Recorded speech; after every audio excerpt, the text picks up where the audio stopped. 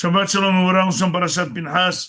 Pinhas, la parasha elle s'appelle, sur son nom, Hineni Noteno et Veriti Shalom, car Kadosh Baruch Hu lui a donné le symbole de la paix.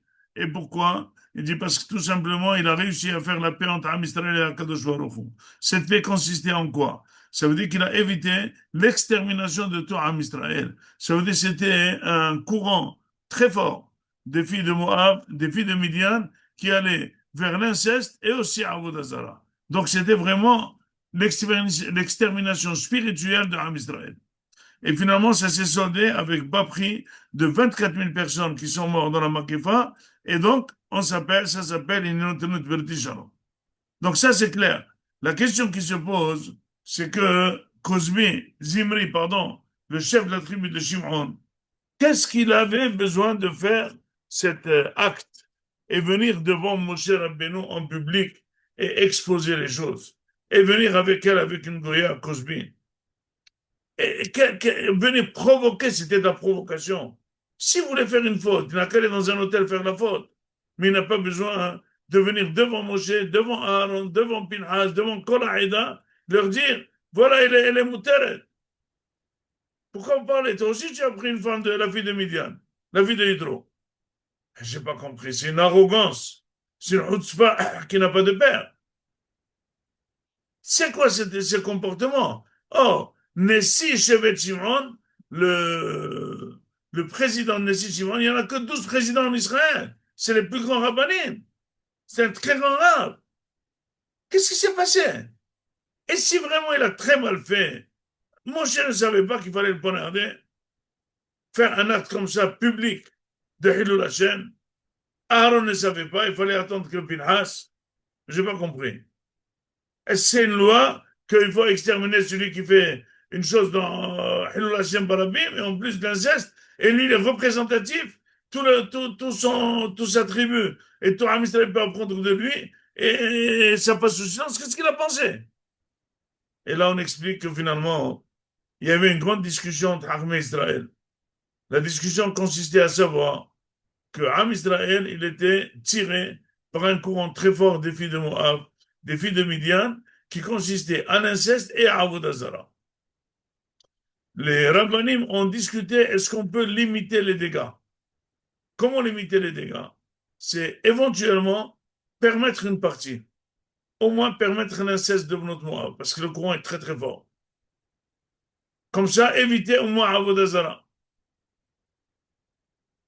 Ham Israël, tous les rabbinim n'ont pas eu le culot et le courage de permettre. Zimri Ben Salo, il a dit, c'est une loi qui s'impose, qu'il faut permettre aux gens, sinon ça va être très très grave, plus grave. Pour ce faire, il a fait un acte public devant Moshe, devant tous les rabbanim, que c'est moutard. Et moi, je donne l'exemple. La Gemara dit que quand un shohet, il égorge une bête, et il y a une she'ela, alors il dit c'est kasher, il dit monsieur c'est kasher, mangez un steak. Il dit c'est kasher, c'est pour vous, moi je mange pas. Non, ça marche pas. Alors il a dit moi je donne l'exemple. Je fais cette faute pour permettre ça, pour limiter que Am Israël ne va pas en Avodah Zarah. Donc c'était une discussion rabbinique tout à fait régulière, mais seulement il a fait même l'exemple, il a amené même cette femme devant Moshe, devant Aaron, etc., etc. Alors ça avait l'aspect d'une discussion spirituelle, quoi faire, mais ça a été fait de manière très forte pour obliger Moshe Aaron d'accepter sa thèse et imposer sa thèse à Am Israël. Cette façon de faire était vraiment une arrogance spéciale qu'il fallait que quelqu'un saute sur la situation et faire un acte.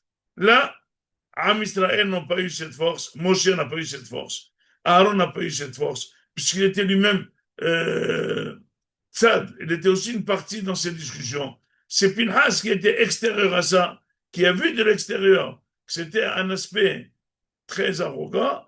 Il a pris le poignard, il a poignardé Cosby et Zimri. Pour dire que finalement, Akadosh Baruch Hu nous a donné la Torah. Et normalement, on devrait se comporter selon la Torah à 100%. Mais peut-être qu'il y a des situations un petit peu limites que pour sauver la mise, il vaut mieux permettre. Mais ça, si c'est pas un gadol de la Torah qui permet, on n'a pas le droit de décider. Parce que finalement, tous ceux qui ont commencé à faire un petit Hilul Shabbat, qu'aujourd'hui c'est des Hilonim, ils ont commencé par ça. Ils disent, il vaut mieux que je fasse un petit peu, que je travaille, que j'allume le téléphone, que je fasse finalement sur le Shabbat. Tous ceux qui mangent non cachère, tous ceux qui vont avec des goyotes, c'est comme ça que ça marche. Ça commence un petit peu. Donc il faut être très strict.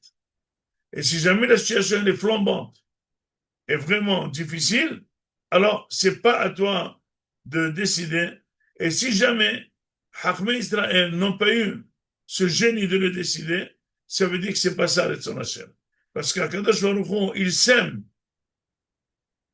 le problème et il sait quoi faire aux rabbanim pour que ça tienne. Mais si les rabbanim, on les voit tous éteints, ils n'arrivent pas à sauver la situation, ça veut dire que la situation devrait rester comme ça et on devrait se conformer à ce que dit la Torah à 100%.